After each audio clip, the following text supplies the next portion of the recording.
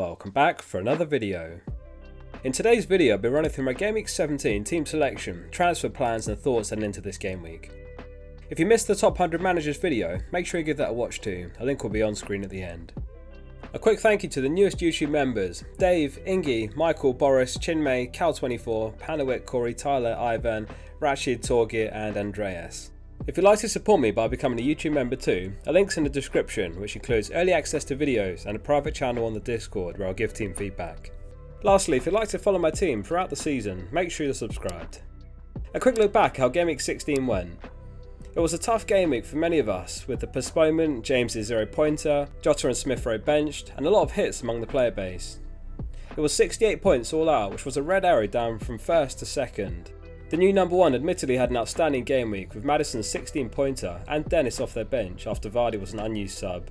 Whatever happens from here, it was great to spend a week in first, and it looks like this could be a testing season with COVID interfering, and I'm sure we've not seen the last of it unfortunately. Having 2 transfers banked could be very valuable, likewise making our transfers as late as possible. We were very fortunate that Smith Rowe didn't get subbed on, as it did mean Rafinha's points off the bench. So no complaints all in all, and holding on to second for now.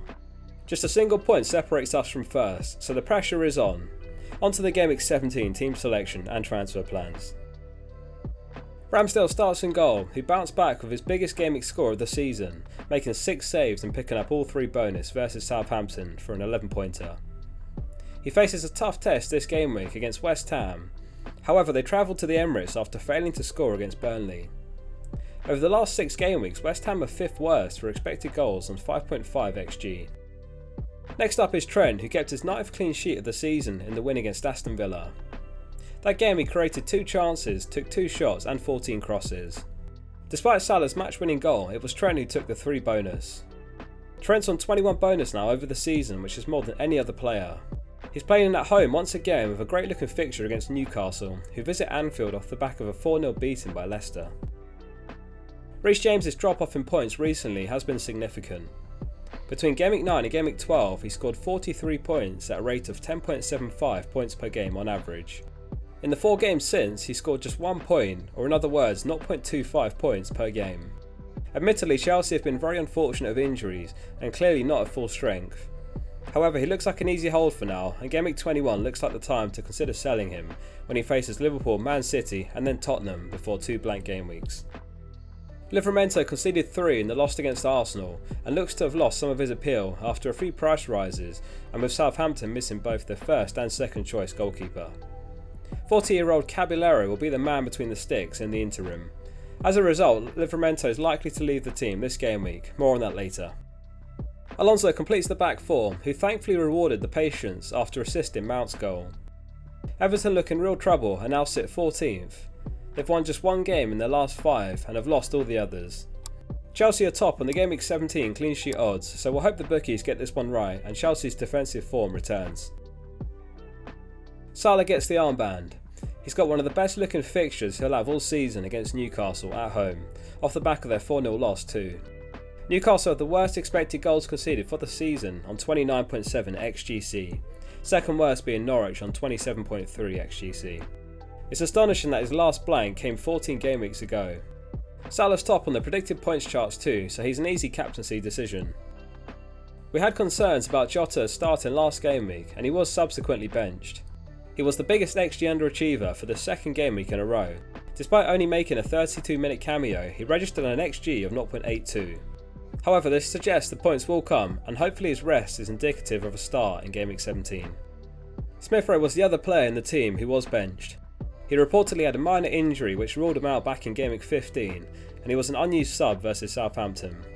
The hope is that this game week he's back into the starting 11 as we'll be needing him following Cancelo's suspension.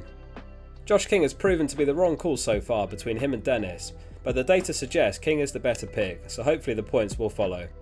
Last game week he registered a big chance and had an XG of 0.4 versus Dennis's 0.2. Watford faced Burnley and 3 points would be huge, so it could be a cagey game. They will no doubt see it as a real opportunity to put some distance between them and the relegation zone. Ronaldo faces Brentford away, who are missing a few players in defence including Pinnock, Aya and Zanka, plus of course Raya in goal.